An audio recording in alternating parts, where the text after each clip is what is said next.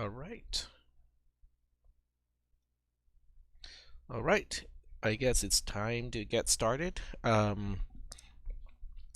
Good morning, everybody. Um, so today is kind of kind of a big transition day, starting kind of with the end of yesterday. But today we'll be focusing more on how to write code in assembly, but in a structured way, in order to implement C control structures.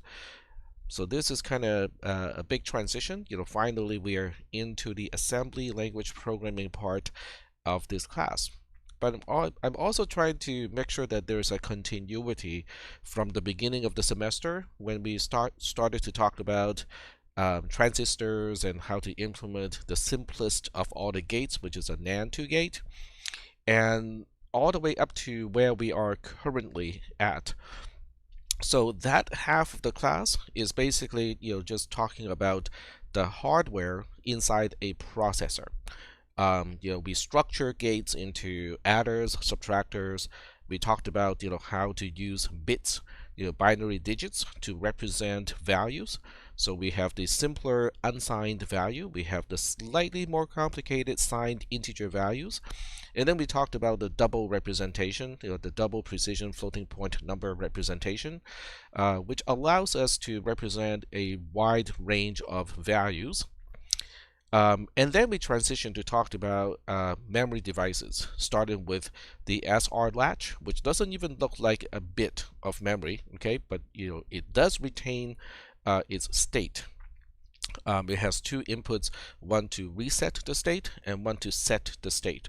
But if neither of those pins is asserted, which means if both inputs are high, then it just retains whatever the last state was. So that's our most basic memory quote-unquote devices.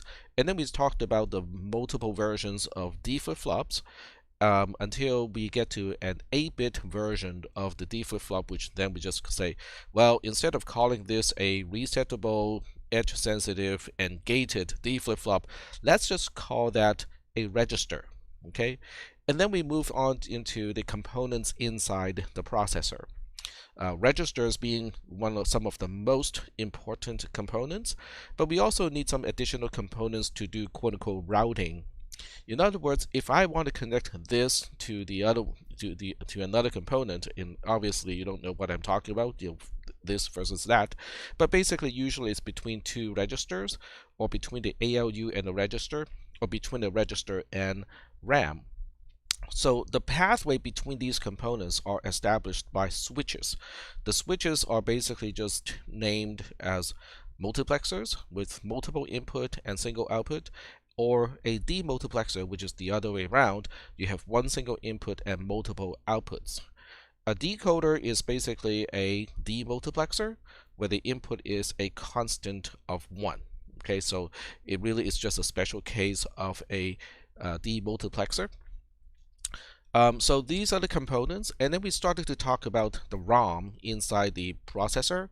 The output of that ROM dictates the states of all of the switches as well as the state of the registers. And as a result, each slice or each location in the ROM specifies a particular configuration of all of these little pieces inside the processor to perform a particular function. And then we talked about the von Neumann architecture, which is basically a design philosophy to utilize the memory of a computer to also store instructions, which then changes the behavior of the computer without having to rewire things all day long, which is great. So I got some questions about whether the von Neumann architecture or the concept of von Neumann architecture helps to make computers smaller. And the answer is not directly. That was not the intention of the von Neumann architecture, but in the end it does. Because you can just kind of imagine without the von Neumann architecture, where everything is before that, or without von Neumann architecture, when everything in the processor are hardwired in order to get a processor to perform a particular function, you can kind of imagine that things cannot be too small because after all, you still need to unwrap the wiring and then rewrap the wiring, dynamically, and you can only make what we call the wire wrapping posts so small. And you can even use machines to do the unwiring and the rewiring, but because it's mechanical, you cannot make it really, really that small. Certainly not down to 7 nanometers, per post, or per little thing that you can wrap in a wire and unwrap a wire.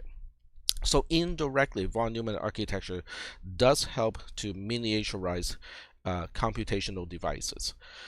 So that's all kind of interesting stuff. So what we'll do now, okay, you're just done with this lab yesterday. So I will start with how do we study text-to processor at this point.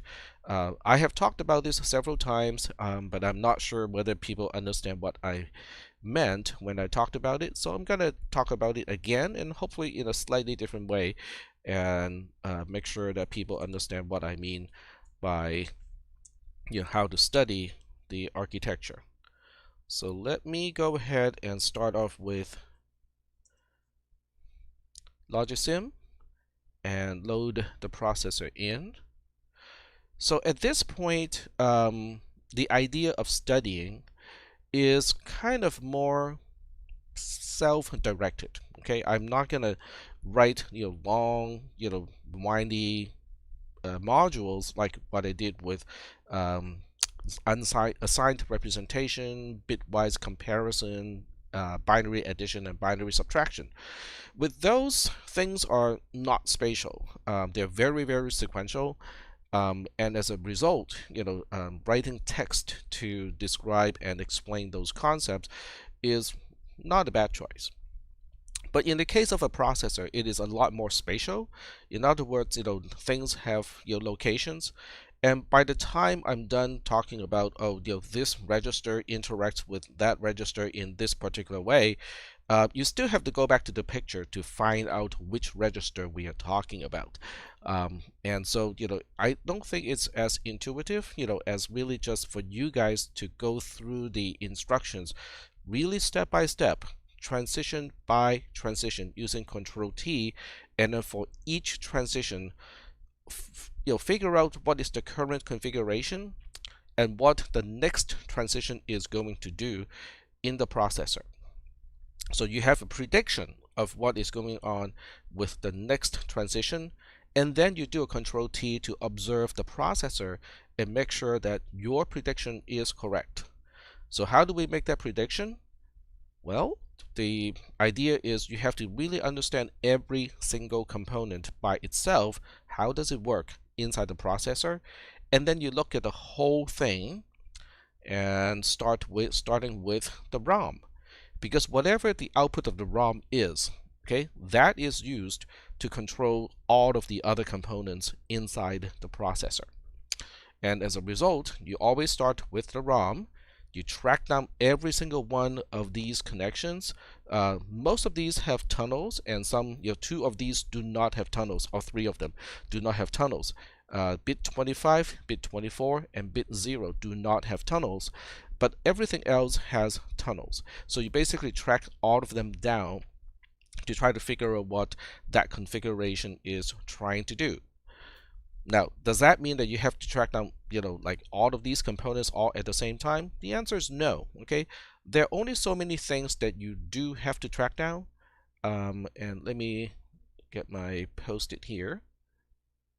Try to get my post-it from yesterday. There we go.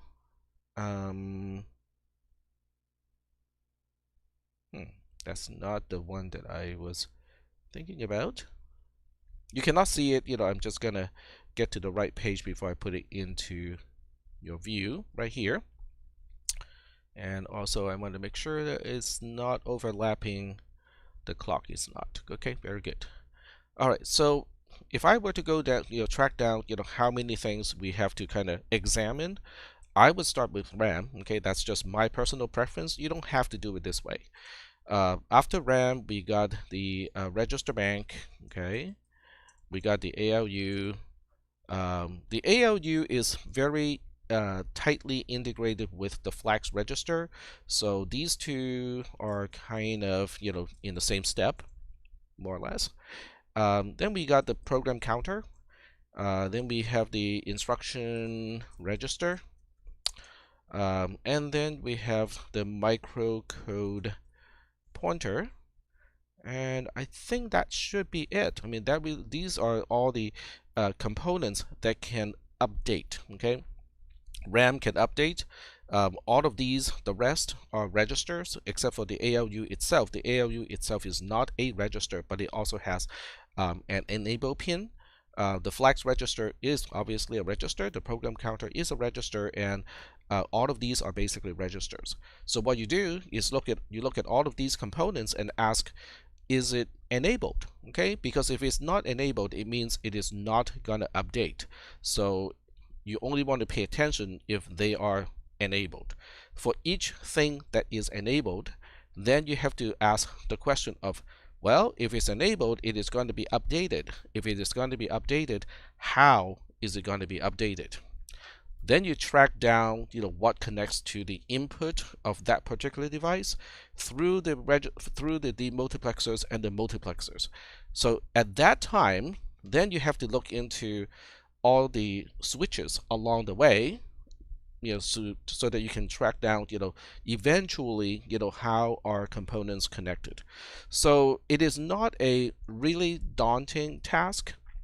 It just needs a certain type of structure as you approach it. But that is basically how you study. There's no quick and easy way to study, the toy processor at this point of time. You really have to go through that exercise, what I just described, a few times. Now, I have gone through that for several instructions in class already. So that gives you a template of how to do it by yourself. Unless you have a photographic memory, you're not going to remember exactly, how things happened when I did it, right? So when you do it by yourself, then you can go ahead and replicate the process, and along the way jot down notes, okay? Because you have to jot down notes on your own so that it becomes your way of representing that knowledge in your mind. Okay, so that is something that you have to do. Studying at this point is not about reading, it's not about memorization, it is about figuring out how things work together. All right. So if you have a question about that, go ahead and ask, or if you want to save it for later, during the office hour, you can do it that way too. I do have to tell you guys that I have to leave and not be online. I'll be offline at maybe about 12:15 or so, because I have a dental appointment at 1 and I have to drive about 40 minutes to get there. So that means, I won't be online until I get back.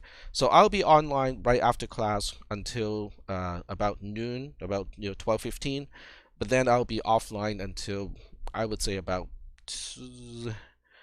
let's make it 2:30 or about 3 p.m. Okay, so I'll be back a little bit later today. All right, so without any further questions, okay, I'm checking the text channel. There are no other questions. Oh, by the way, do you guys find the I'm trying to move the pointer over to where it is. So do you guys find the time mark useful in the video? Does anyone find it easier to find content within the video? Oh, okay. Thank you, Robert. Okay, I'm glad that it's useful, because if it's not useful at all, I can just get rid of it, because it does interfere sometimes with the presentation, but I think the way it is smaller now, is hiding at a lower corner that usually is just part of a scroll bar. It is not interfering as much now. Okay, cool. Okay, so I keep refining the tools a little bit for this class, as we go. All right, cool. Yeah. In partial, it's also because the time mark is not always exact, because the YouTube recording sometimes starts a little bit earlier, and sometimes I forget and I turn it on a little bit later. So with the time mark right here, you guys can easily calculate the offset to get to the point where you want to go. All right, cool. Thank you for the feedback. All right, so what we'll do today, okay, getting back to my agenda for today, which I sent to all of you, is today is nope. Okay, I got the wrong one. Today is day 20. So we will have exam 2 next week and next Thursday to be exact. So I'm gonna send you guys a form again to ask you for telling me what time you have to block off. Okay, so remember, whatever time slot you select are the times that you cannot make it. Okay. And then from that information, I will kind of schedule a few sessions, so that people can kind of lump into a few sessions to take the test. And Jared is having a question.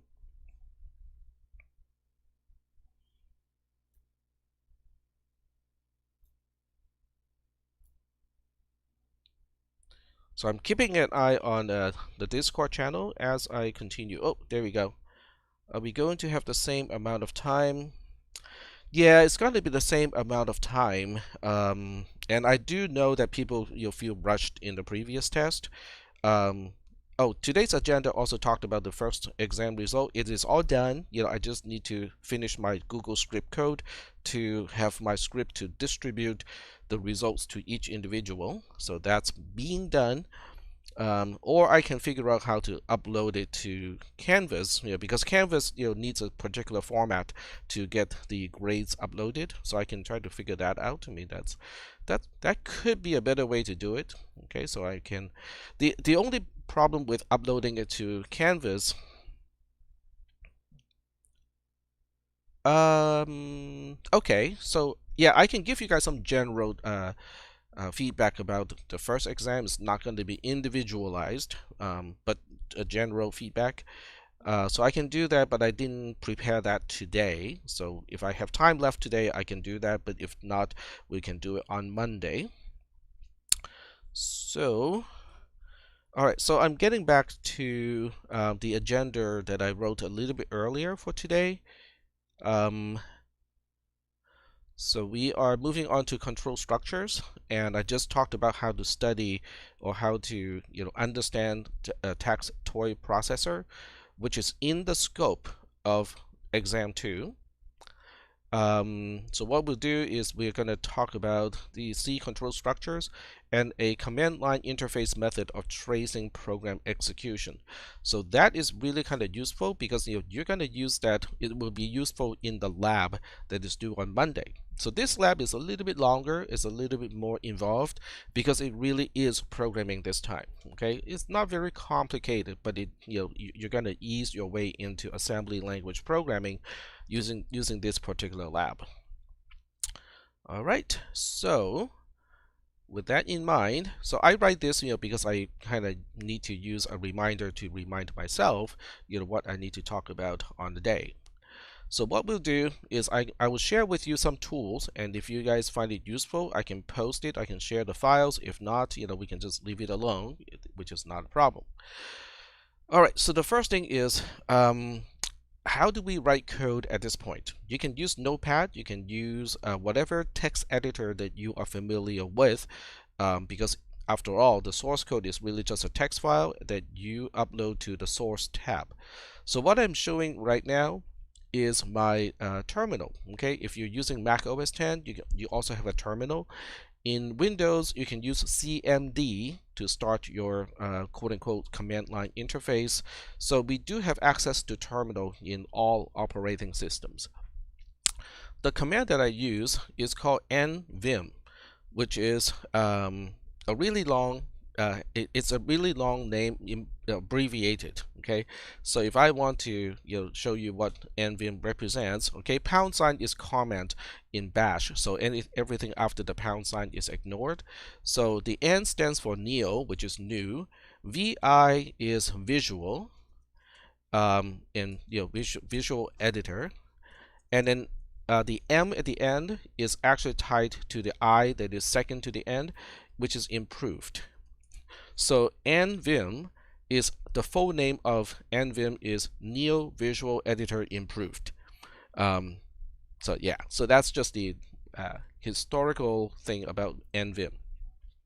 So with NVim, I have written a syntax highlighting rule set so that if we are writing code in the TTP ASM or the textoid processor assembler language, it would do syntax highlighting that I find to be a little bit useful. Okay, so I can show you what I mean by that.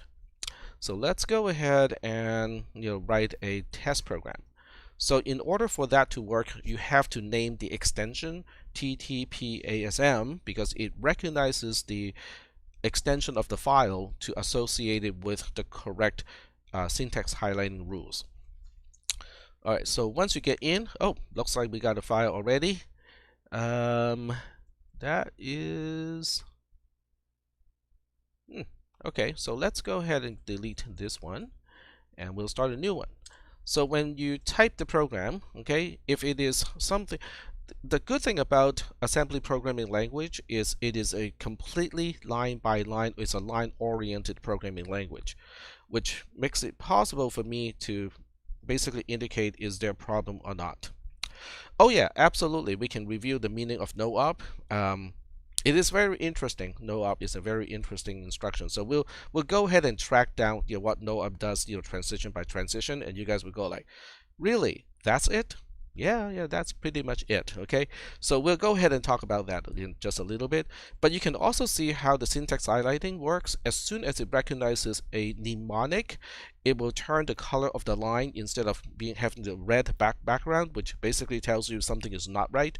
It will turn it into a black background, and then the mnemonic itself is highlighted using boldface and this particular kind of teal-ish color. You can also use comments. Okay. And anything that is within comments are italicized, which is kind of pretty much what all syntax highlighting editors do. So it's really kind of pretty handy. So with this particular program, I'm going to define a label, okay, because I want to illustrate what the jump instruction is going to do. So we have a label here, and I probably don't want to make this an infinite loop, so we'll make a very tiny loop here. Okay, so we load register A with a particular value. Let's make it not too big. Let's say 5. Okay, and you can see the syntax highlighting identifies the register A, using a different color, and then 5, as a constant or the immediate thing as using a different color. So right here, we are going to do a LDI B with 0, and then we'll do a compare. Let's see which way it should be. So we'll compare AB, and we'll say JZI, okay, if A and B are the same, which means A finally got to the value of 0, we'll go to a different label. Let's call it L2. And if not, we'll decrement register A, which is basically just subtracting it by 1. And then we do a JMPI back to L1, like so. And here is L2, the second label. And at the second label, we will just halt. Okay, we'll stop right here. So you can see as I type the program, if I make a mistake, it gets highlighted. Something is not right. So you don't even have to get to the assembler, the spreadsheet, in order to fix a mistake or to spot a mistake at least. So if I have a typo, okay, instead of register A, I say, well, let's use register E, which does not exist. So if I change it to E, it highlights the line right away and go like, this is not going to work. So I have to change it back to either A, B, C, or D. Now, it doesn't really know which register is the correct one, but it knows it has to be one of the 4 registers. Now, when it comes to labels, it doesn't really know whether the label is already defined. So if you refer to an undefined label, only the assembler can catch that. The editor cannot do it. On the other hand, if you forget to specify a label, it highlights it right away. It's like, something is wrong.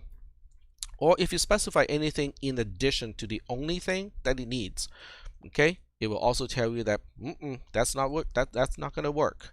So I personally have used these syntax highlighting rules for about a semester, and I found it to be useful because as I type the program, it will automatically spot issues already, so I don't have to constantly go back to the assembler to catch simple mistakes. There are certain things only the assembler can catch, But for simpler things, the editor already is catching all of those mistakes.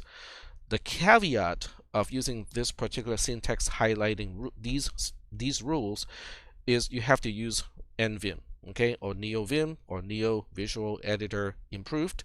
So, and it does have somewhat of a steep learning curve. On the other hand, if your objective is to plan to transfer to a four-year university and you check with that university and they use Linux, okay? If they use Linux, it means you probably will find it useful to know how to use VI as an editor. So it's up to you to decide whether you want to invest the time now to learn how to use VI or just wait until you really need to use it and then you learn how to use it, okay? So that's kind of your choice. But this is my preference, okay? My preference is to do it like this. So now that I have a program typed up, okay, the nice thing about Vim is you can actually shell out and actually do certain things from within the editor. And I cannot quite remember how to shell out the entire program.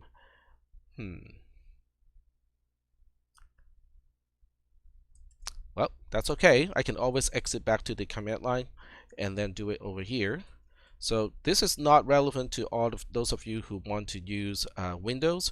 This is only relevant to people who want to use X Windows or in Linux. Oops, that's not what I want to do. What it does is it exports the content of the file that I just edited into the clipboard. So this way I can now switch back to my assembler over here and then paste it into column A of the tab source. So I go to the tab source and you can erase the content first if you want to be really sure. Okay, and then click on, not double click, okay, just one single click on A1 and then Control V to paste in the entire program. So now the program is pasted and I don't see a progress bar over here, which means it is all done.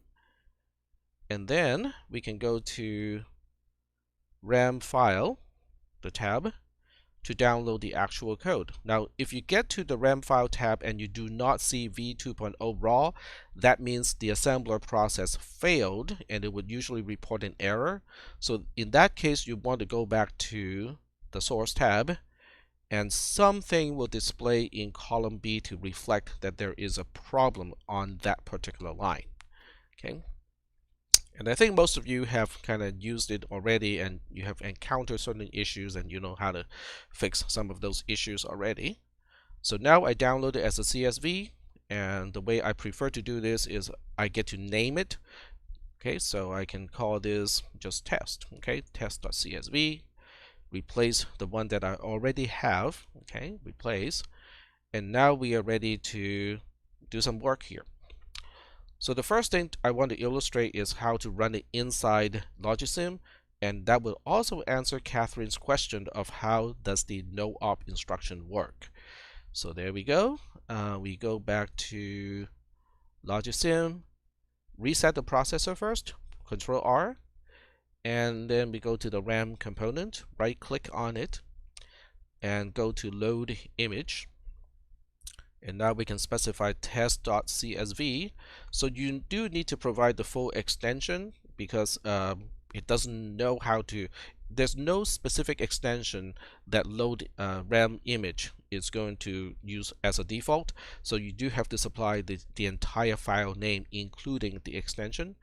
Click open, and now we got the program loaded in. So now the question is, what does no op do? No op has a opcode of 00. So what we'll do is, let me see if I can zoom out one level and still make it readable. I think this is still readable. Yeah, I think it's still readable, especially if you watch the video, you kind of turn it into a full screen, then it's pretty readable. Alright, so the reason why I want to turn it full screen is so that I can see the RAM component, I can see the instruction register, and I can see the microcode pointer, because those three things are very much related in the first two locations of the ROM. Okay, So when I control T right now, it is fetching. Okay. So when I'm done fetching now because clock is high. I just went through a low to high transition or rising edge, and you can see the instruction registers didn't seem to change. That's because I just loaded the content in RAM, which is 00, into the instruction register, which was 00 to begin with because I reset everything at the beginning. So now we are going to have a falling edge. The falling edge, it will only increment the microcode pointer. So here's going to Control T. And now we're going to have a rising edge again. This rising edge will increment the program counter because we have just fetched the instruction or the opcode at location 00. There's no need for the program counter to continue to point to that location because we are now ready to fetch the next location. So Control T, a rising edge will increment the program counter, and that's done. So here comes the fun part, right? Because we know, well, or you should know, that at this point we're ready for a falling edge. Okay, we're having a falling edge when the microcode pointer is at location 001 in the ROM, and that is known as the decode, right? This is the decode step of executing an instruction. What does it do? You should know that already because we have talked about this many times already. So what it's going to do is to use the content of the instruction register to become bit 4 to bit 11 of the microcode pointer, and then it will just kind of pad 4 more zeros to the right hand side, so that we end up with, guess what? Can someone type it in Discord? What is the new value of microcode pointer when I have the next transition, a falling edge of the clock? Yep, we're gonna have 0, 0, 0. And then you're gonna say, but wait, hold on a second here. Doesn't that just kind of reset the processor to restart from the fetch step of executing instruction? You are right about that. Okay, so let's go ahead and do it. Control T, and you can see that, oh, okay, we are back to location 000 in ROM, and we are now going to fetch the next opcode. We didn't do anything useful at all. That's right. That's why it is called no op, no operation, idle. It doesn't do a single thing. It is like having extra semicolons in a C program. Okay, it doesn't do a single thing.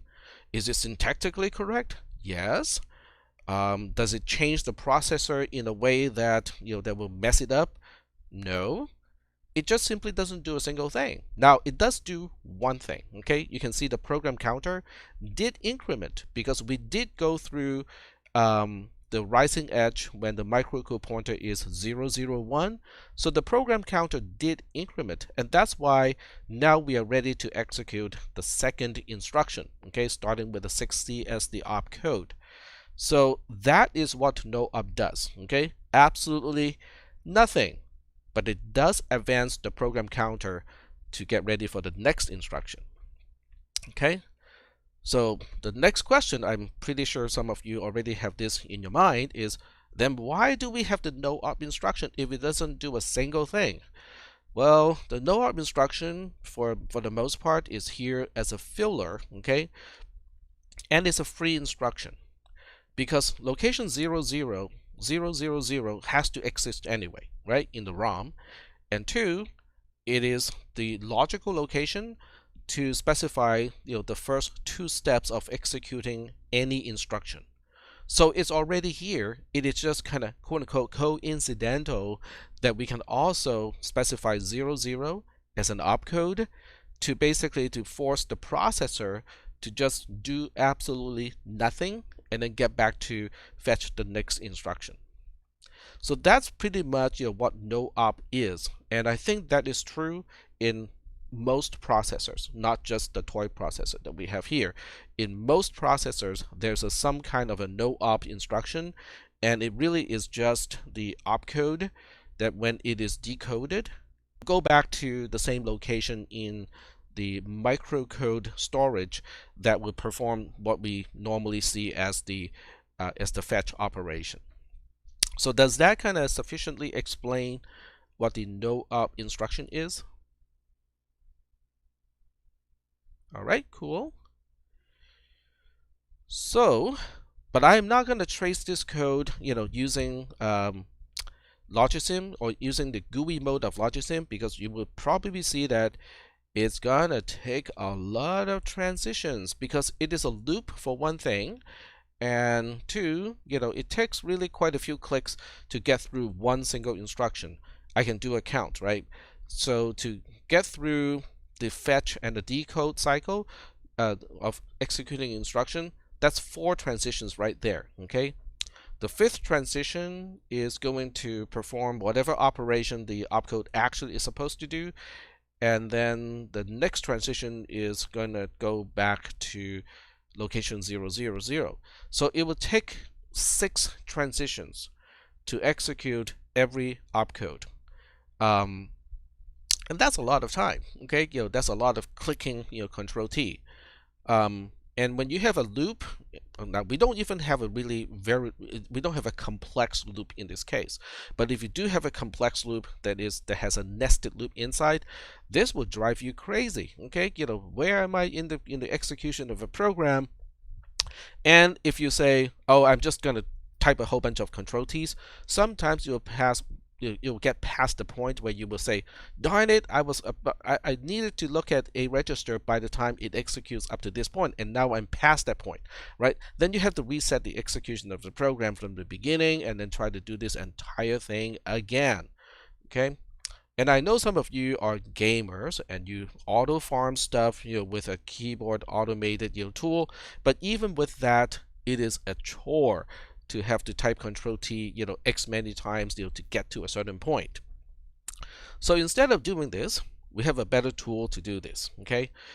It takes time to learn that tool, but in the end, I think it is worth it, okay?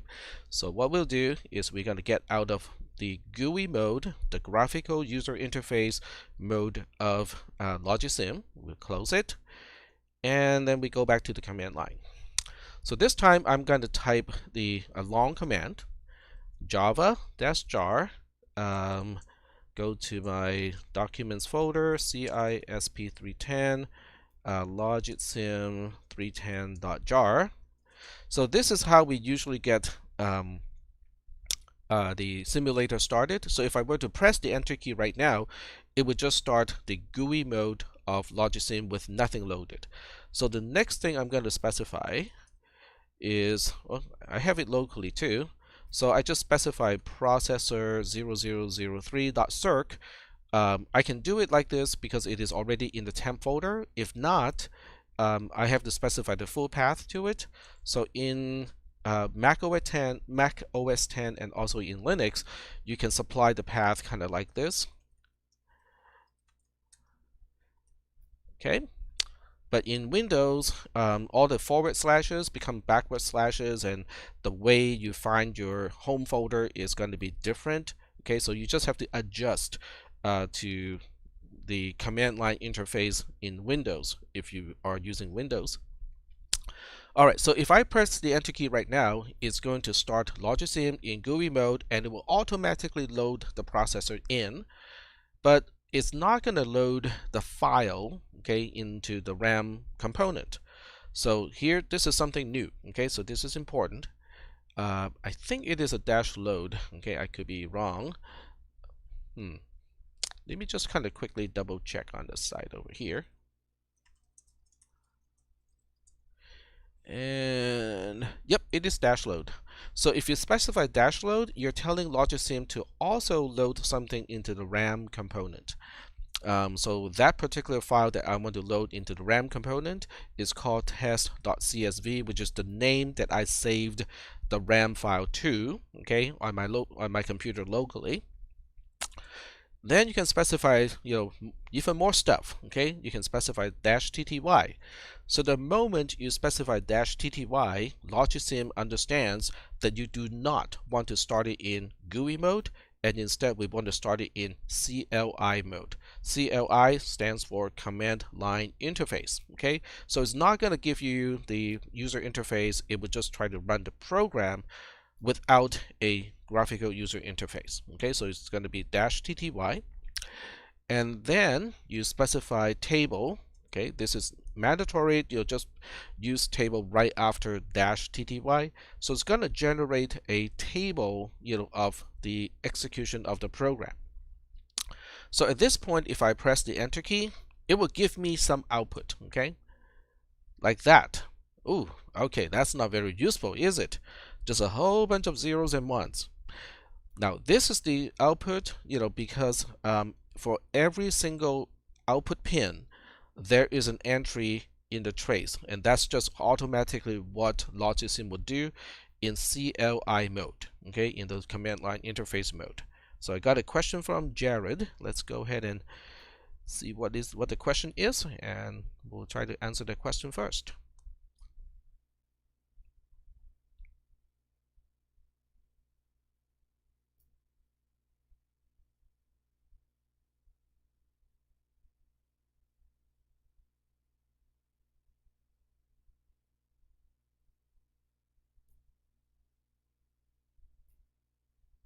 Or I can show you the next. Oh, right there. So Jared has just typed, whenever I load up the processor, it asks me to load. I haven't tried this method yet. Does it take that into account? Okay, so if you start up the processor and they keep asking you to load ALU and register bank, you have to load it first, find those files, and load it, and then save processor 0003.circ just once. So after you save it once, when you save processor 0003.circ, it will automatically also save the paths of where to find ALU and register bank. So you just have to save the file once in Logisim in GUI mode. Then for the next, as long as you don't move the files around, it will still be able to find it. Okay, so give it a try. Okay, see if it works. Okay, just remember to save it in GUI mode. When you start Logisim in CLI mode, it won't give you the option to save the file. Okay, cool. All right, so what we're looking at here is really a trace. All the information is here already, but the question is, can you look at all the zeros and ones and figure out what the processor did? The answer is no. Okay, I can do this, but it would take me a lot of time, and it's not worthwhile for me to look at this trace. So what we'll do is we'll repeat the command, just using the up arrow would repeat the previous command. And this time I use a greater than sign, which is called a redirection symbol. So what it does is it will take the output, the standard output of the program that I just ran, and put it into a file. And I'll call this test.tsv. Okay, so you can see, there's a C over here, but there's a T over here. The T is representing tab, okay, the tab character. So TSV is a very common extension when you have a tab separated value file, as opposed to CSV is comma separated value file. Okay, so the format is slightly different. So when I press the enter key, it would appear that nothing happened, but that's only because whatever was the output of the program is now captured in test.tsv. So I can look into test.tsv using any editor. Notepad will work too. So it really is just all the zeros and ones, and once again, it's not going to be very helpful, right? So let's close this. And now we're going to look at a tool that can actually make sense out of that TSV file. Okay, so I'm going to move the command line interface window a little bit over because I don't need it anymore. And we'll go back to the processor folder where you downloaded the circ files, and also this is where the assembler is. So when you look at, scroll down a little bit, there's a program, or there's a spreadsheet called a trace analyzer. So I would open up the trace analyzer. And you see that, oh, okay, that looks like all the kind of zeros and ones that we got in the file or in the previous process running Logisim in the command line interface mode. And you'll be right. Okay, this is actually from a previous trace. So what we do at this point, now this is something that It's a little bit cumbersome, but I think it's worth the steps. Okay, so now what we do is we go to File, and okay, before we start that, make sure that Sheet 1 is being selected first. Okay, don't do this when analysis is the current sheet. Make sure that Sheet 1 is the current sheet. Then you go to File, then you go to Import, and this may be a good time to kind of jot down the time mark, because I think you might need to come back to this step, and then write down the instruction in your own way. You can take screenshots, write down the instruction in your own way, or just do it a few times. Okay, follow the steps a few times, and just so that you don't need to look up anything later on.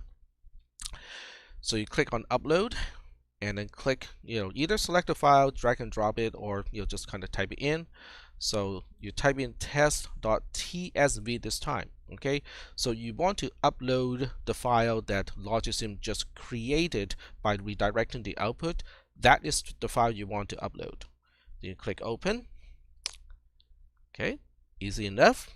So now you have to answer a few questions. Okay, so do not skip this step and just click, I'll take all the defaults, because that is not going to work.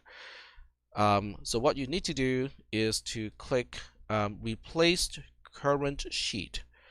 Click Tab over here, and then click No over here. So what we are doing is we are using the TSV file to replace the content of only the current sheet. Do not replace the entire spreadsheet. Do not create anything new, and do not append. Okay, just click on this option here to replace the content of the current sheet, which is sheet 1 over here. Number 2, instead of having Google Sheet to automatically determine the separator type, just type, just select tab, because we know this is going to be a tab separator value file. The last one is also important. We do not want Google Sheet to automatically convert text into numbers, dates, and formulae, because it is going to have a problem with some of the X symbols, which represents, that bit is not really known. It's going to have problems with the space between groups of 4 bits, and it will look at everything as base 10 numbers too, which is not what we want it to do. So just say no over here, because the tool or the spreadsheet it has its own formulae in order to do the conversion. So just remember this screen, take a snapshot so that you can follow this step, from here on. And I have a really hard time clicking the button, just because of my screen is being reduced for recording purposes or for streaming purposes. But you guys will not have a problem with this. Okay, if I were to make it a little bit longer, it would say, import data. Okay, so the green button, over here is import data. Just click that, and now we have it's importing. So you cannot use the spreadsheet. You have to make a copy of that first. All right, so when the progress bar disappears, it means it's all done, right? So now we go to the Analysis tab. What the Analysis tab is doing is it's going through a lot of spreadsheet magic to summarize what sheet 1 is representing. So what we are looking at here is a trace of the program that I just ran. Okay, column A is basically where the program counter is at this slice of time. Okay, so when you look at the spreadsheet, each row is representing a slice of time, and then each column is representing how something or one particular thing changes over time. Column A is all about the program counter, or which instruction did we execute in memory. Location 0 has the no op instruction, so it is not surprising that it did not change any RAM location. No register changed as a result of executing the instruction at location 0, and the flag did not change either. Okay, none of the flags change when we execute this instruction. Then we get to location 1. Okay, when we get to location 1, obviously sometimes we forget what is at location 1. This is when it is helpful to display both the assembler and the trace analyzer side by side. Now, I can't really quite do this easily because I only got so much screen space, but when you are doing your own tracing and your own debugging, my recommendation is to look at the assemble tab inside the assembler, okay? And you really, for the most part, need to focus on just the last few columns. So, you can probably start with column U and then also have V, W, X, kind of in view. They're kind of optional. But the idea is column W is going to give you the address of the instruction in hexadecimal. So now we can see at location 01, it is our LDI A5 instruction. So if I go back to the trace analyzer, we can see that it reads certain locations. Okay, it reads location 02, which is the constant that we are loading into register A, and the register A got changed to 05. You can also see that when we are reading, it only uses the double equal symbol because all it wants to say is, oh, I now know that location 02 in RAM has a content of 05. So the equal is representing that we found the content at that location. It is not changing that location. In this case, when we see A equals to 05, that means register A is changed to 05, and that's why it uses a single equal, which is assignment in C or C++. Okay. Then we move on to location 3, and you can see how we skipped location 2, and that's because the LDI instruction takes up 2 bytes. So location 01 and location 02 both belong to the LDI instruction. So when we get to location 03, then we look up the assembler again, and location 03 is the LDIB0 instruction. So when we get to the trace analyzer, we do not see B equals to 0. That is because B already had a value of 0. So it does not, it doesn't cause a change, and if there's no change, Logisim does not create an entry as its output. Catherine has a question. Does a slice of time equal a clock transition? The answer is more or less. So a slice in the trace analyzer is representing a transition of something. That it's a transition of it's a change of one of the things of one of the output pins.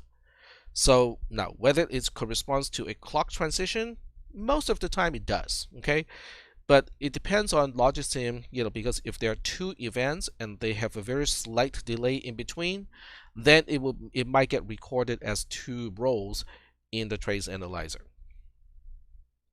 But for the most part, it is correct.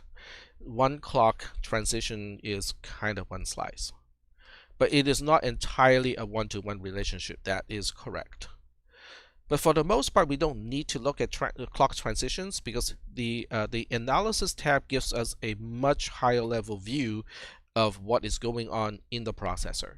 So that's basically, that means you don't have to look at it from a transition to transition or clock to clock transition type of point of view. All right, so we have location 05, and according to the assembler, location 05 is the compare instruction. Oh, goody.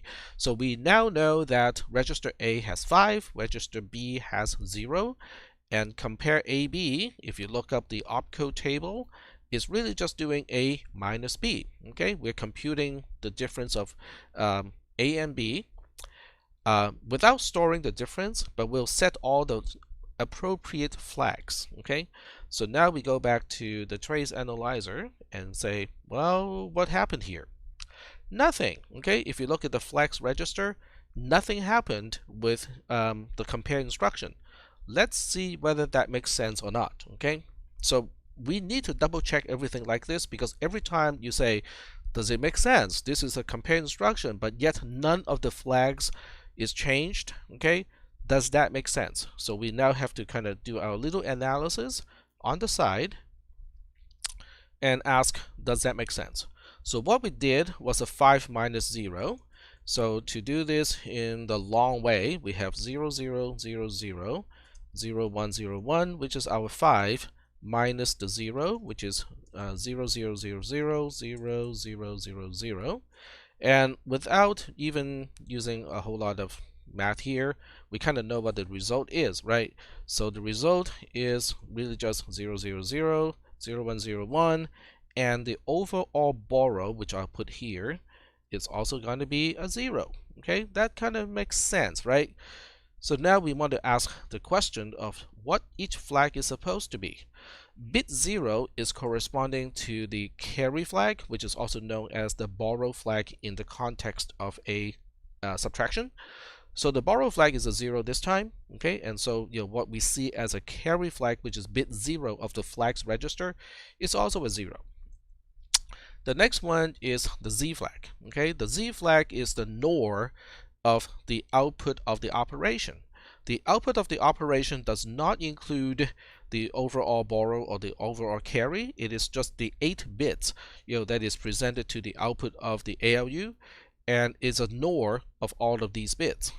A NOR is a negated OR, which means we first perform an OR and then we negate the output.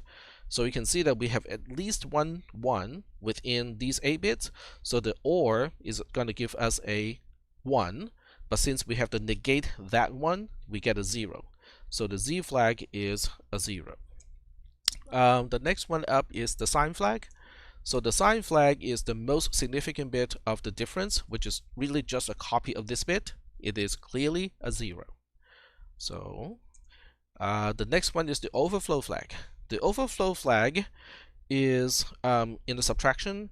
So the only bit pattern that can give us an overflow of a 1, if we look at the most significant bits of the minuend, subtrahend, and the difference, is 0, 1, 1 or 1, 0, 0.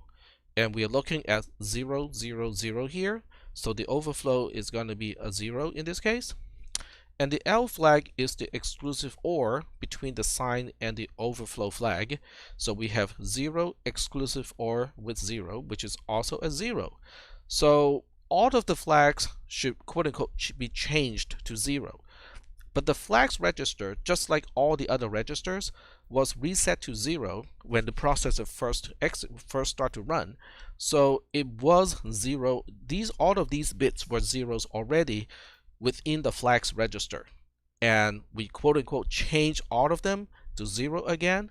That does not cause a observable change of the output pin, and that's why it does not get reported. If it doesn't get reported in the TSV file, the trace analyzer has no idea, okay, that we just put a 0 back into a register that already had a value of 0. So that's why we don't see a change here. If we don't see a change, it simply means that there's no transition that is observable by the by LogicSim. So that explains location 05. We move on to location 06. And according to the assembler, location 06 is the JZI instruction, which means we want to continue execution at label L2, but if and only if the Z flag is a 1. Well, we have just determined that the Z flag is a 0, right? So we are not going to branch to wherever this branch is supposed to go to, and instead we continue with whatever is right after the JZI instruction.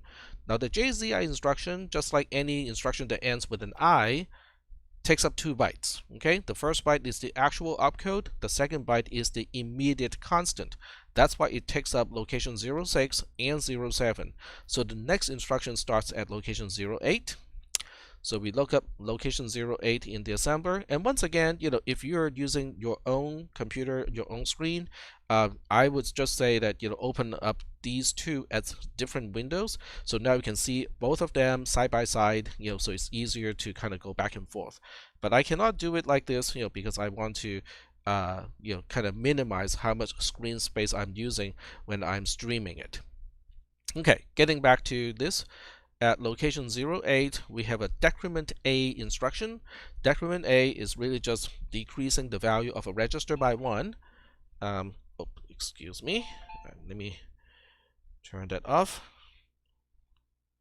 There we go. All right.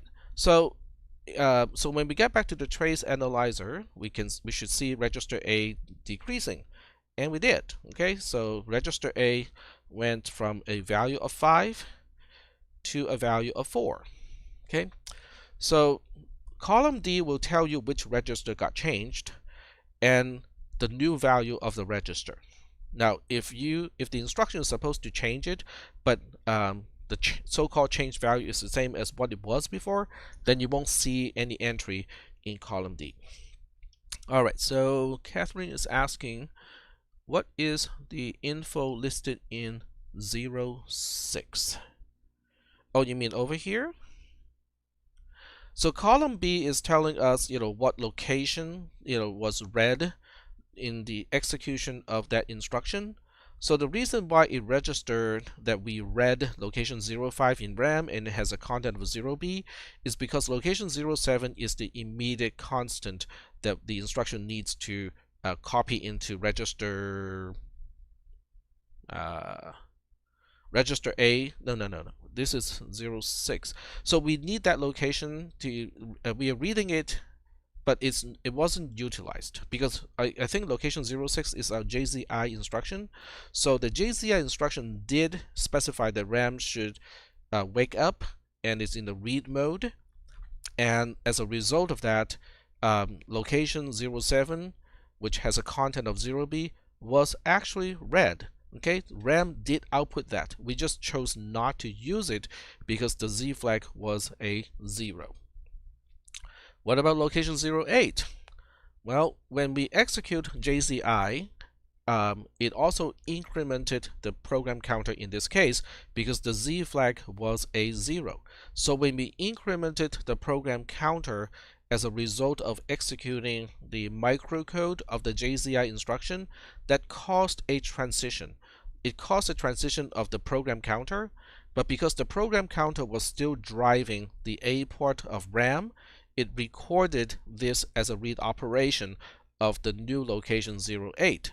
When in reality, we kind of did that, okay? RAM was on at the time. We changed the program counter, which was driving the A port of RAM. And as a result, the D port of RAM also changed because in the simulator, the RAM is instantaneous. It doesn't need wait states. So that's why it recorded these, kind of bogus read operations. These things did happen. We just never utilized the results of these two memory read operations. When we get to row 24 of the trace, this is the fetch cycle. When we have a rising edge, when the microcode pointer is 000, that's when we actually consume the read operation, or it has its own read operation when we get to that point. So for certain instructions, for most instructions, what column B is reporting is not important. The only time there's only one instruction where column B is significant, and that is our LD or the load instruction.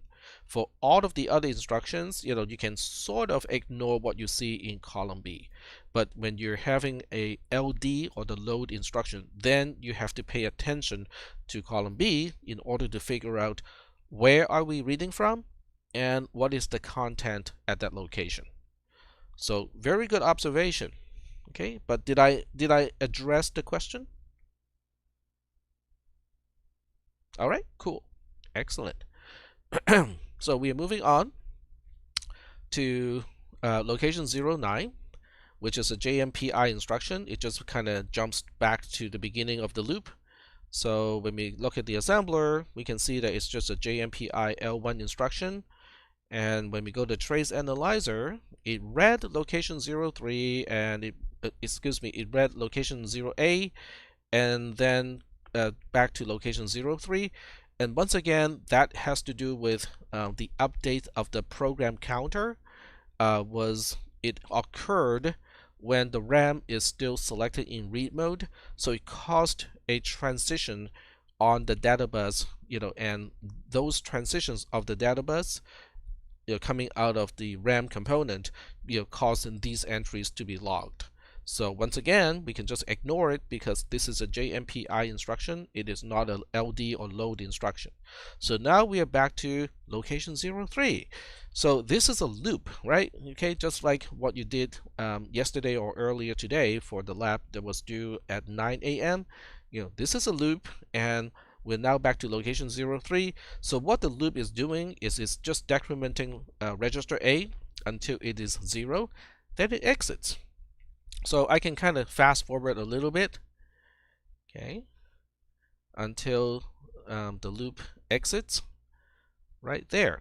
Okay, so when the loop exits, it still has to go back to 03 for the last time. When register A finally decremented to 0, we have an unconditional branch JMPI back to location 03, and 03 is the one that did the compare instruction. Nope, I take it back. 03 is what again? 03 is right here. It puts a 0 into register B, but register B has always had that 0. But from the trace perspective, the perspective of the trace, 03 has no observable changes because register B has been a 0 all along. Okay. But when we get to location 05, which is our compare instruction, this is when we finally set the Z flag because A and B are the same in this case. They're both zeros. So when the difference itself is 8 zeros, the NOR of those 8 zeros would give us a 1, and that's why we store a 1 into the Z flag in the flags register. And that is also what's causing the JZI instruction to finally branch out of the loop to end up at location 0B. Location 0B is the location of the halt instruction, and once we get to the halt instruction, it will stop logging, and then Logisim will just return back to the command line interface because that concludes the execution of the program. Okay, so this is a kind of a lengthy explanation of not only how to use the tool, but also how to interpret the output of the tool. It requires kind of the cross-referencing between the trace analyzer, which you need to make a copy into your own Google Drive, and also the assembler, particularly the assemble tab. So when you combine these two spreadsheets, it will give you a pretty good picture of what went on while your program executes. All right, so we got some questions. What is the value of L2 in this? Okay, so that's a very interesting question. So L2 is right here. So in base 10, it is 11, and in base 16, it is going to be B, 0B. It is referring to the location of the halt instruction. Yes, that is the case. And the other way to figure out what a label is defined to is to go to sim tab. So in here, it's a little bit harder to read, but you can sort of read it that L2 is defined to be the value of 11. Remember, RPN is really the value of a label. So if you see RPN being 11, for the entry called L2, that means L2 is defined to 11, which is the location of the halt instruction. Yep, that is correct. All right, so let me check the time. It is 08, and let me check what I'm supposed to do today. This is why I kind of wrote down a quick agenda for myself. So we didn't quite get into C control structure, but that's okay because at least I got into this particular program, which is already illustrating a loop in a control structure and how to use conditional branches within the code. Okay, so we want to do this with TTP-ASM. Okay, all right. So to do your homework assignment, we have one extra concept that you need to know. Okay, this extra concept also has to do with labels. So you can now define a label called K1, and this time I will specify an actual value on the right hand side of the colon. So I can say 5. Okay, so now K1 is defined to be the actual expression that you put on the right hand side of the label.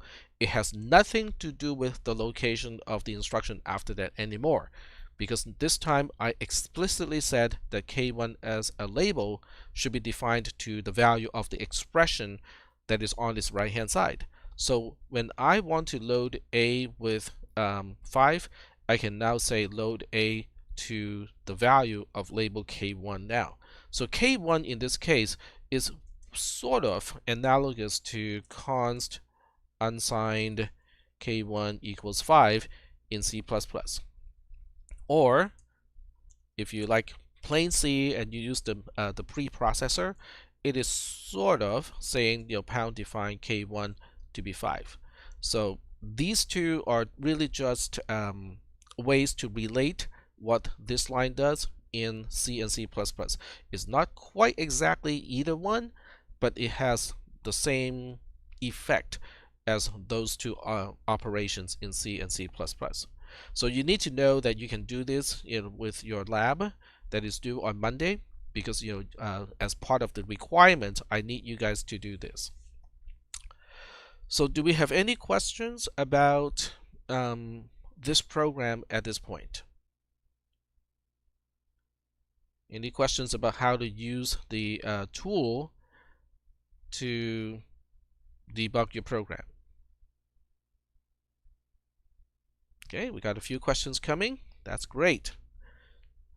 Okay. Oh, okay. I'm so disappointed, David. I think having the time mark also makes it possible for people who are watching the recorded version to kind of get a sense of what conversation went on in the text channel, because it's the exact time that is being reported. Not quite down to the seconds, but close. Okay, Richard is asking, how does K1 act as a label? Does it reflect the LDI after? No, it doesn't do that, because if a label definition has nothing after, like L1 and L2, then it is defined to be the location of whatever instruction is right after that. But on the other hand, if the label definition has its own expression to the right hand side of the colon, then the label is defined to the value of that expression. So does that kind of help with answering that question? Okay. So I did say expression. I didn't say constant, right? So 5 is just a constant. It's just a literal numerical constant. So if you want to specify in a special way, like 2 plus 3, you can actually do that. Okay. You can say 2. Oops. You can say 2, 3 plus. Not 2 plus 3. I did not have a typo here. I really meant 2, 3 plus. So the expression to the right hand side of a label definition has to be what we call a postfix notation. There are several names to the postfix notation. You can call it postfix. You can also call it RPN, which is reversed Polish notation. Let me check the time right now. We got plenty of time today. So let me just go ahead and explain what is reversed Polish notation. And I'm just going to use the text editor here to illustrate it. Okay. So let's think about a somewhat complex, expression. So let's say we want a plus b, the whole thing times c, and divide this entire thing with d plus 1. Okay. Don't ask me what a, b, c, and d are representing and why we are computing this particular expression. Okay. But let's say this is what we want to do. Reverse Polish notation is simply saying that in order to perform an operation, you specify the operands first. Then you specify what you want to do with the operands. So a plus b becomes a, b plus. Okay. Now, but it also, kind of gives you the result of the sum of a and b. So if I specify c at this point, then I have both the sum of a and b and c being values that need to be operated on. So at this point, I can now specify the multiplication. That becomes the entire numerator, or it becomes the dividend of the division. So I'll just let it sit here, okay, when I now can focus on the divisor of the division. The divisor of the operation is d plus 1. Okay, so using the infix notation, it is known as d plus 1, but using the postfix notation, it is d1 plus. We specify the operands or the value that we want to operate on first, then we specify what we want to do with those values. So at this point, we have two values left. Okay, the first one is ab plus c times. That would give us the product of multiplying a plus b with c. It is sitting somewhere. Okay, we call it the stack, but we'll talk about the stack in a later point. And we also have d1 plus. Okay, the sum of d and 1 is also kind of floating somewhere. It is not being utilized. So we got two things being unutilized at this point, and now we can say let's divide those two. Okay, take the first one as our dividend and take the second one as our divisor, and we'll go ahead and divide it. So this is what we called RPN, or postfix notation. So I'll just kind of comment it here. This is what we call infix notation. And unfortunately, since early on, our precious minds have been polluted or poisoned by infix notation, because this is how we were taught to express formulae. The prefix notation has a lot of advantages. As odd as it seems, first of all, it does not need to define operator preferences. We do not need to know that multiplication goes first. This is postfix. Oh, thank you. Thank you, thank you. It is postfix. I think I said postfix and then I typed prefix. This is a specialty of mine, saying one thing, but actually typing something else. I have a natural talent to lie, I suppose, or reflect something that is not true. Okay, anyway, this is called postfix, and the postfix notation has a lot of advantages. First of all, there's no inherent operator preference, so we don't have to remember the multiplication goes first and then addition and subtraction goes second. Okay, it's simply because when you specify these operators, the ordering of specifying these operators already tell the computer which operation has to be performed first. The second thing that's really nice about this is it doesn't need parentheses. Okay, look at the infix notation. It has all kinds of parentheses just to make sure that the order of the operations is the way that we want it. The postfix notation does not need any parentheses to do all of this. So the reason why we use infix notation is because we have been taught to use infix notation since we are probably 5 or 6. Okay, when we first see what is 1 plus 1 or 2 plus 2 and so on, that's when we start to look into things in the infix notation. Our natural language, both English and in my case Chinese, are also infix based. Okay, because we got the subject and then the verb and then the object, right? That's an infix notation. Like without all the order, it does have order. The order is basically just reverse. You specify, if you were to, okay, I'll talk about this in expression first, and then we'll talk about Yoda speak. So when you look at this, it specifies what things we want to operate first, and then we specify what we want to do with those things. But the order is important. Now, in addition, it doesn't really matter because addition is commutative, which means you can exchange the order. But when you have a subtraction, then it's significant, because AB minus is what we know as A minus B. But BA minus means it is B minus A. So the order is important for certain operators. Yeah, Yoda speak is funny because Yoda speak is exactly that, because you specify the subject, you specify the object, then you specify the verb. So you basically say, hey Luke, go pick up that lightsaber, right? Then in Yoda speak it becomes Luke, lightsaber, pick up. And you probably add the adverb even after that. So if you want to say, hey Luke, quickly go pick up that lightsaber, and in Yoda speak, it'll be Luke, lightsaber, pick up quickly. Yeah, that's kind of funny, but Yoda is using postfix notation all along in that movie, in those movies, I should say. Yeah, so it's basically Yoda speak. It looks really foreign to us because we are not used to it. Yeah, who knew? I only make the link today too. That's one of the trademark thing that INTPs do is cross-domain linking, which otherwise is known as getting distracted. But infix is postfix notation is actually used in industry because somebody may complain and go like, "Tech, you're talking about something that is so obscure that I do not need to know it. Why do you talk about it?" So the reason why postfix is sort of important is because PostScript, okay, is a quote unquote programming language. It doesn't look like a programming language, but it is. PostScript is a language that printers understand. Okay, so when you send a PostScript file to a printer, you're sending instructions to the printer, a laser printer or an inkjet printer, of how to draw things on a piece of paper. Okay, this is a circle here.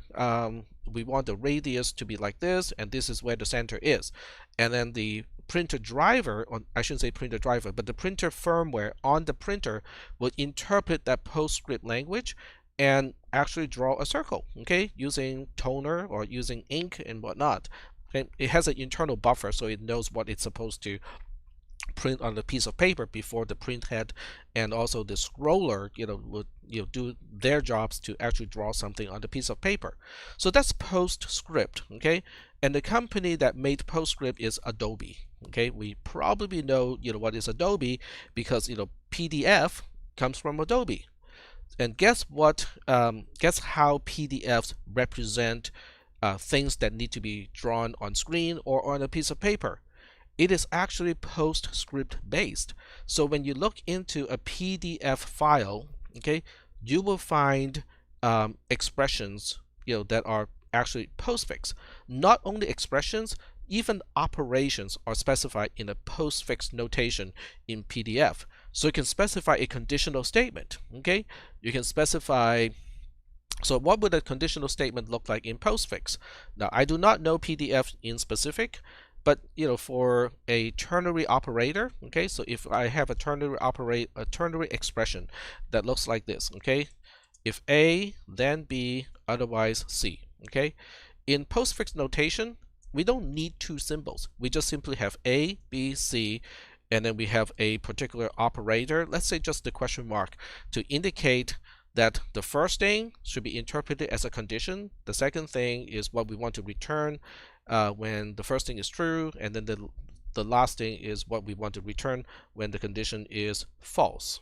Okay, so you can see how with postfix notation you no longer have that limitation of, oh, we have an operator and then we have two things on each side of the operator. So when we have three or four things to operate on, then you have to use awkward symbols like the ternary operator over here.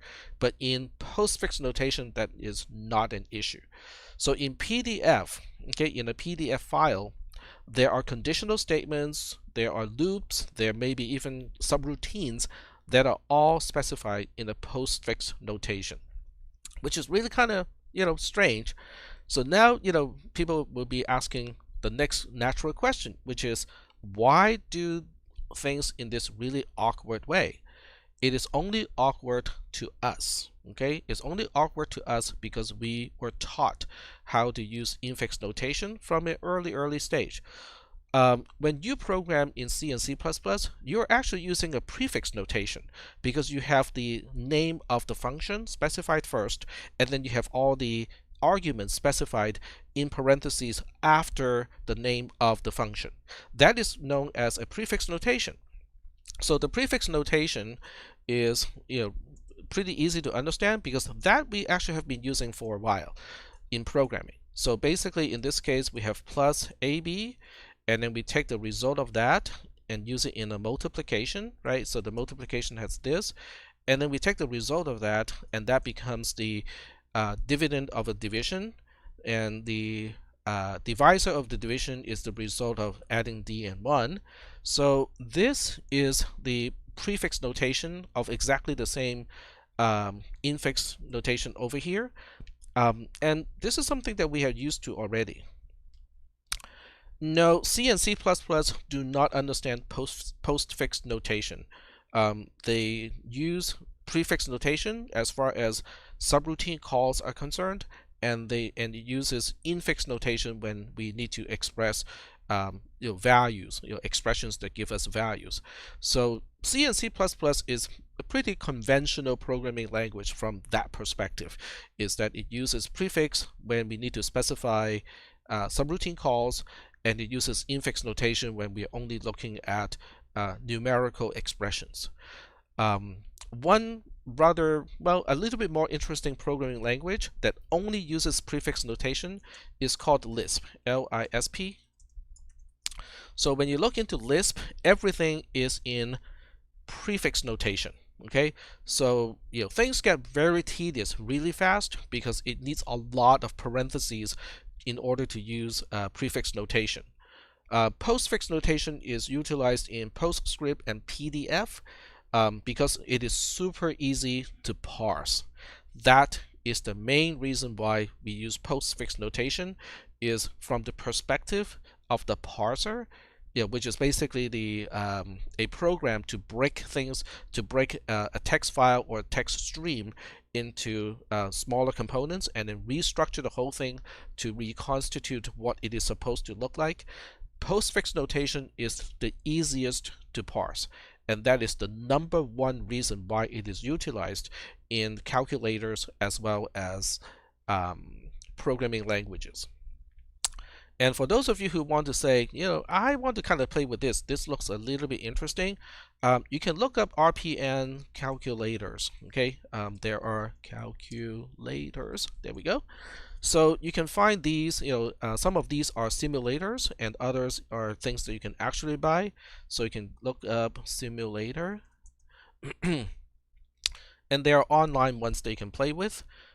If you have a cell phone, you can download RPM calculator apps. Okay, and many of these are free without advertisement. I personally use this particular one. It is called RPN Calc, and I'm used to RPN because I used to have an HP calculator, and earlier HP calculators can only recognize RPN and not the infix notation, and simply because earlier calculators do not have the processing resources to deal with parentheses.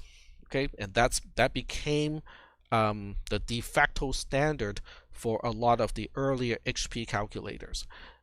So for those of you who want to kind of experiment with RPN, these are free tools that you can download and play with. And it's not a bad idea, because when we work with the assembler,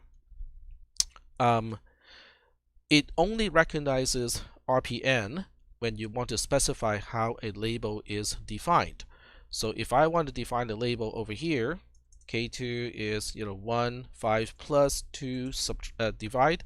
That is the same thing as specifying a 3, because 1, 5 plus is 6. So 6 is on the stack, 2 is also pushed on the stack. And when the parser sees the slash, then it knows, oh, pop 2 items from the stack, perform a division, and then push the result of the division back on the stack. So that is how this is done. So when I press the enter key, it will go through a little bit of calculation. Okay, but when we get to the assemble tab, it will, okay, the assemble tab doesn't quite tell us that, because column V is always just a location, but when you go to the symbol table, then we can see that K2 has an RPN. It resolves to a value of 3 after we evaluate it using RPN. So you can also use the assembler to kind of practice RPN, because if you just do a definition like I did, okay, right here, you can see how it will just parse it. Now, if you have a parser error, when in your RPN, it doesn't really do a very good job reporting that. So that's the only issue of using this tool as a way to learn RPN. But it is a useful representation, because the assembler uses RPN because I was too lazy to write a parser for infix notation. So I just go like, I'll just do this in postfix notation because it's so easy to write a parser in postfix notation. All right, so that concludes the lecture for today. You do have a new lab. The new lab has a passcode of ABS because it wants you to find the absolute value of a register. So I'll just type it in the text channel right now. The passcode of the lab is ABS, and I'll get it pinned like so. All right. So if anyone is interested in the syntax highlighting editor that I was demonstrating earlier, you can just do a text message on the text channel, and then what I'll do is I will pack up the files that you need, and probably just write a few lines of instructions of how to get NVIN for all the different platforms. I think the learning curve is steep. Okay, there's no question about VI having a steep learning curve. But if computer science is where you want to go, oh, you can just post it here, in today's text channel. All of these methods will work. You can do it. You mean for me to distribute it? I'll distribute it through Canvas. So that way, people do not need to get to Discord to get it. Alrighty, so do we have any additional questions before I stop the live stream? Alright, so I'll be on, I'll take a 10-minute break, then I'll be back, and then at about 12:15 I'm gonna have to go, and then I'll be back again at about 3 o'clock, kind of on and off. So you have this kind of lab over the weekend, so I would check my messages over the weekend, probably on a daily basis at least. But you do want to get on it a little bit earlier. Okay. All right, cool. So I'm going to write up some instruction of how to use NVIM and how to use the syntax highlighting tool that I just demonstrated. Yeah, so the exam is on next Thursday, and then over the weekend I will get your exam 1 grade distributed along with how it was graded. So I'll have the full rubric review. I'll have the full rubric disclosed as well. Yes, on Monday I plan to do some review. I will show you what questions I have used in the past. Yeah, this exam is going to be a little bit difficult, but not too difficult. So I'm going to show you some questions from the past. And that should help because this exam was online already when I taught it in the spring. The last one was bad enough. Well, I'm going to rescale. Okay, when I look at the score of exam 1, I plan to rescale that based on the range of values that I see in terms of the score. So it's not as bad as most people think it was.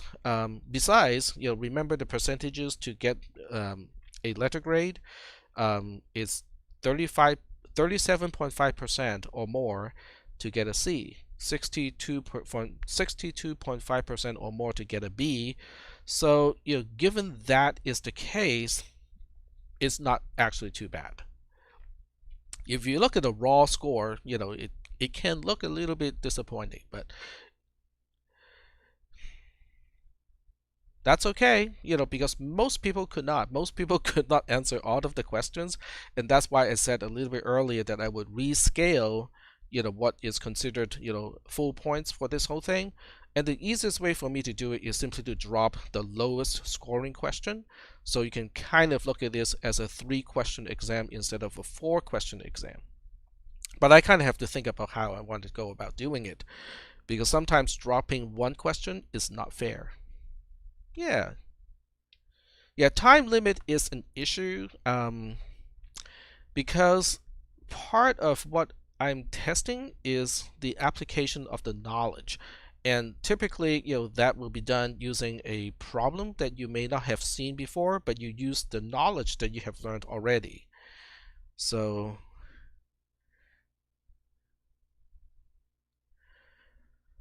that is sort of true, Jared.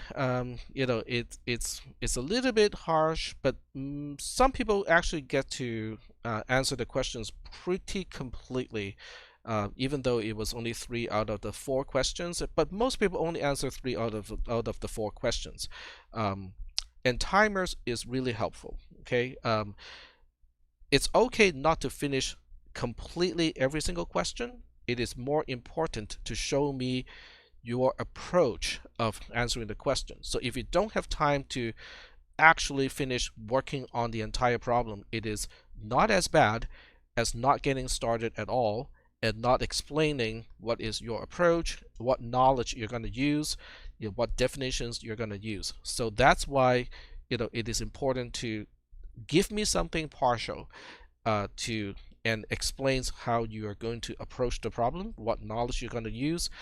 Um, that becomes the important part. Um, Setting timers or just looking at the clock, is important. In other words, if you have 4 questions, what you do, you set up a time and you divide 80 minutes by 4, which means on the average you can only spend 20 minutes per question. So you set up a timer. If the timer expires for 1 question, you move on to the next one.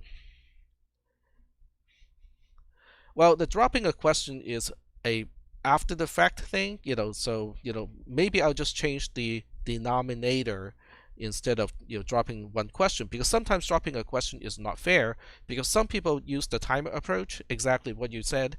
So some people set a timer and then they answer each question, each out of the 4 questions partially. So if I drop the lowest scoring question, it would not be fair to people who used that approach. So instead of dropping 1 question, I can just change the denominator. Instead of dividing by 4, I can divide by 3. So that way I'm just rescaling everything, but not dropping a single question. And Sakio is typing.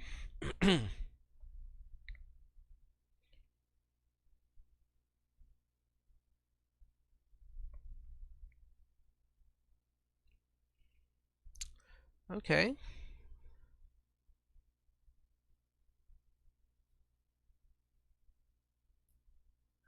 Well, I mean, the way I want to do this, or what I really want to assess, is whether people can apply the knowledge. And if I ask a question that is really just using the same process or the same procedure as a lab, but on a slightly different, instance, then it's not really testing whether people can solve the problem or not, because it only tests whether people can follow the same procedure or not. And the reason why I kind of emphasize on problem solving is because when people graduate from a computer science program, when they get out to work, most of the work involves problem solving and not basically following a particular sequence or a particular procedure or a particular process. So that is why I kind of emphasize on your problem solving skills, which is different from the knowledge of the domain. It is the application of the knowledge of the domain to solve a problem. You can show a contractor, everything about a particular tool. You can show a contractor all the specification of nails, screws, and all the other, things that this contractor needs to use. But a contractor may get onto a site, and here's a problem that the contractor has never seen before. He knows, or he or she knows, the tools and also the supplies that he or she has on the truck will solve the problem. The question is how to solve that problem on site without having seen that problem before. So that is kind of what I'm shooting for. But in terms of grading, I do give partial credit. The only partial credit that is kind of harsh that I do not give are the people who just gave me the answer. Okay, people who just gave me the final answer. The grade is going to be, the score is going to be pretty low because they did not explain to me how they got it. That is kind of usually what I do with answers that only has the final answer, all the zeros and ones, but not a single description of how that person got there. So, all right. So I think it is a good time to stop the live stream. If you have any additional questions, points to make, you can either direct message using Discord, or you can put it into the text channel today. And then I'll pack up some of the stuff that I will distribute you regarding syntax highlighting, and then I'll distribute it through Canvas. So it might not be done, in the next hour or so, but it will be done over the weekend, hopefully, latest by tonight. All right, have a nice weekend, everybody, and I'm gonna sign out in terms of the live stream.